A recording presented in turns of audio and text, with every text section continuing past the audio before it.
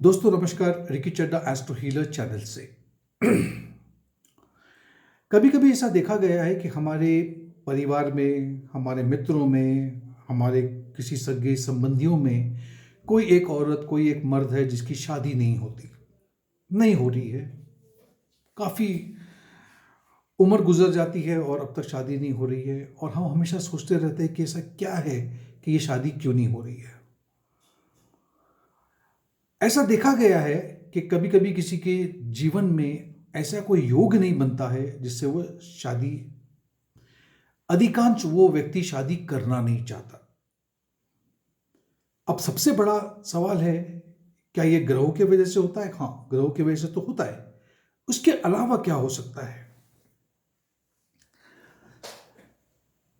अधिकांश देखा गया है कि अगर आपके जो ग्रह बैठे हुए हैं वो आपको मोक्ष की तरफ ले जा रहे हैं, आध्यात्मिक दौर पे यात्रा पे आप चल पड़े हो, या आध्यात्मिक चीज़ों में आपकी रुचि है, तो आप में एक स्वतंत्रता आ जाती है कि मैं स्वतंत्र हूं, मैं इंडिपेंडेंट हूं, मैं किसी के साथ में बंधना नहीं चाहता, मैं मोक्ष की तरफ जाना चाहता हूं। और वो कभी कभी लोगों को पता ही नहीं होता कि मन में ऐसे ख्याल आते हैं, लेकिन सबकॉन्शियस माइंड से ये चलते रहते हैं। और यही वजह हो सकती है जिसकी वजह से ये शादी नहीं होती है। लेकिन इसके अलावा कुछ और भी ऐसे कारण हैं, ग्रहों की कुछ स्थिति है जो जहाँ जहाँ पे वो बैठे हैं वो भी दर्शाते हैं या आपको एक इशारा देते हैं कि शायद इस वजह से शादी नहीं हो रही है। और वो क्या है, मैं आपको यहाँ पर कुछ चार्ट्स दिखाते जाऊंगा और साथ साथ में बताते जाऊंगा। सबसे पहले आप चार्ट में देखिए अपने कुंडली में, क्या 7वें घर में राहु है और राहु के साथ और कोई ग्रह जो पापी ग्रह है साथ में बैठा है। हो सकता है राहु और मंगल हो, या फिर राहु को कोई पापी ग्रह देख रहा है, चाहे वो शनिदेव हो, चाहे वो फिर केतु की बात नहीं करूंगा, केतु तो हमेशा सामने ही रहेंगे, लेकिन मंगल है या शनिदेव है, सूर्य है, तो ऐसी स्थिति हो सकती है। दूसरी परिस्थिति यह है, नंबर 2, अगर केतु 7वें घर में है, और क्योंकि वो एक मोक्ष कारक प्लैनेट है, ऐसे में भी आपकी रुचि नहीं होती है शादी करने में। और हो सकता है कि पिछले जन्म के जो कर्म होते हैं उसके मुताबिक ऐसा कुछ घटित हुआ होता है जो हमको नहीं पता है, लेकिन एक तरह का भय, एक तरह का डर हम में होता है।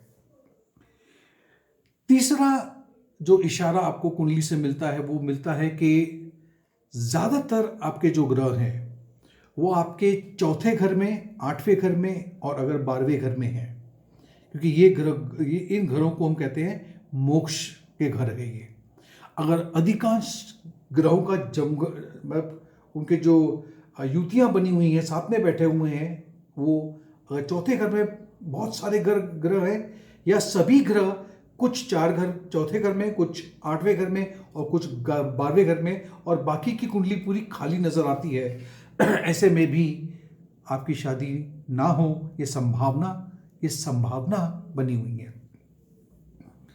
अगर आपके 7वें घर का जो स्वामी है, अगर वो जाकर के युति बना ले केतु के साथ,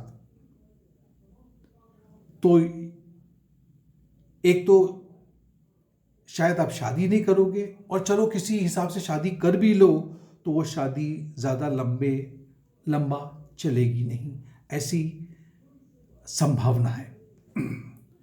इसके अलावा शुक्र जो कि कारक है शादी के, अगर उन पे दृष्टि पड़ रही है बहुत सारे ग्रहों की जो कि पापी ग्रह है, ऐसे में भी ये बात हो सकती है। आप ये चार्ट में देख पा रहे हो। वहीं पर शुक्र अगर आपके कुंडली में नीच के हैं, चाहे वो लग्न कुंडली हो या नवमांश हो, तब भी ये संभावना बनती है।